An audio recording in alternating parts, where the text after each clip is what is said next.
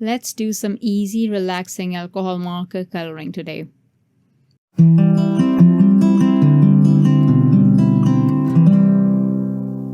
Hello and welcome to Creative Coloring with Erum.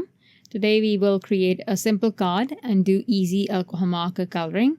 We are coloring a wonderful sunflower today and it's a huge one. It will look gorgeous on bigger scale projects too, like a layout. I will use the Dancing Flowers stem set, which comes with a whole bundle. You get a coloring stencil too. I will show you a card I created using the coloring stencil. Here I swapped the background for a darker cardstock, which looks wonderful as the sunflowers pop against the blue. I also used shading while inking with a blending tool, where I applied dark inks to specific parts of the image to add variation in depth. I have covered this in a few videos and I will link a recent one above. I will use Sunray Crisp Dye Ink to stamp the image on Crest solar white cardstock.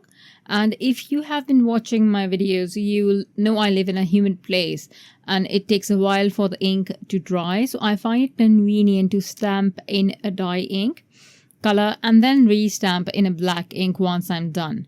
I will use just 2 markers to color the flower to make this less complicated.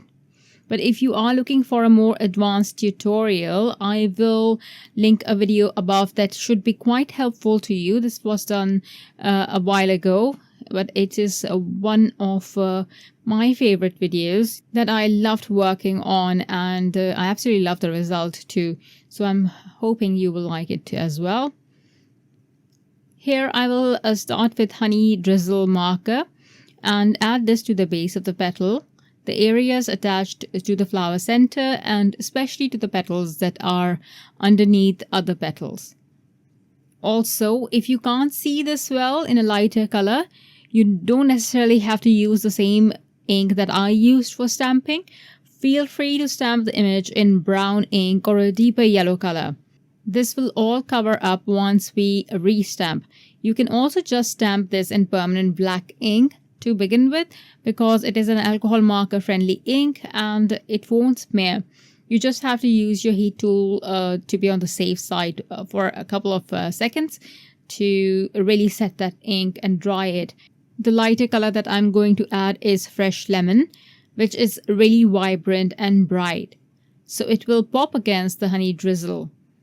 Whenever you use 2 shades of something, be it markers or inks, make sure that there is a slight variation between them. So there is a distinction between the light and the dark parts. I will color all the petals in the same way, adding the dark pigment and then adding the lighter marker. So my tips are going to be lighter, the petal tips, and the base of the petal is going to be darker. For the flower center, I will start with Vanilla Cream Artist Marker and color the entire center with this one. So the base of the flower center is going to be Vanilla Cream.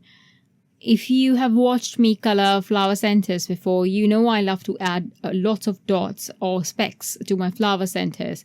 And that is what I will do here as well. I will use milk chocolate, hazelnut and almond butter to add various sizes of dots to the flower center. These are all from the Water Garden Artist Alcohol Marker set. And the color family is from the Delectable Delights. I will make sure to add extra dots of milk chocolate in a C shape on the bottom edge, the one closest to me, to create a dome-like effect. This time around, I won't overwork the flower center as I usually do, as I noticed that there are some lines on the stamp, so I will get the definition after stamping in black ink. For the leaves, I'll start by adding the milk chocolate pigment and then I will skip the next color in the lineup and add hazelnut. To get lighter tips, I will add vanilla cream pigment. This will add a glow to my leaves. Again, I won't really worry about blending this too much. There is a lot of definition in the stamp, so most of the coloring will be covered up with the veining and all the details the stamp has.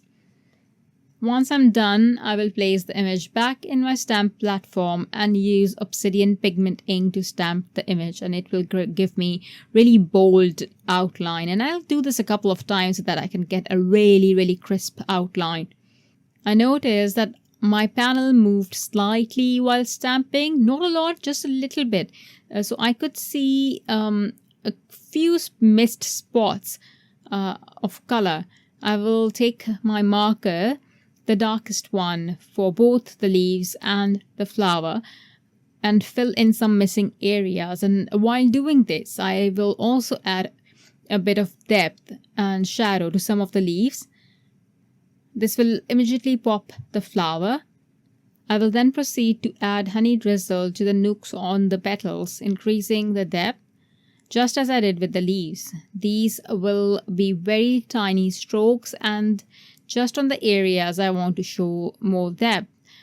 You will be able to see the difference right away. I did stem this in Obsidian ink, and I did not use a heat tool to set the ink.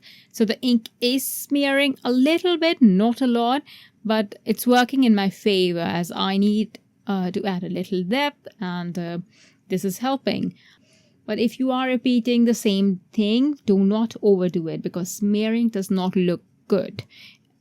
So I am being a little careful and not repeating the same thing for all the petals, just doing this for a few portions on the petal. Unfortunately, I lost the footage of assembling the card, but I only just die cut the image and adhered it onto a cream colored card base, onto which I added a few black paint splatters, and to finish I added some satin gold sequins. I hope you enjoyed the tutorial, and I will be back the week after next. I have a watercolor video coming up using a brand new stamp. So see you then. Thank you for watching. Bye. Hello there! Did that video just spark your creativity? And do you want more project ideas and inspiration videos too? Well, if you do, please make sure that you subscribe to the Altenew YouTube channel.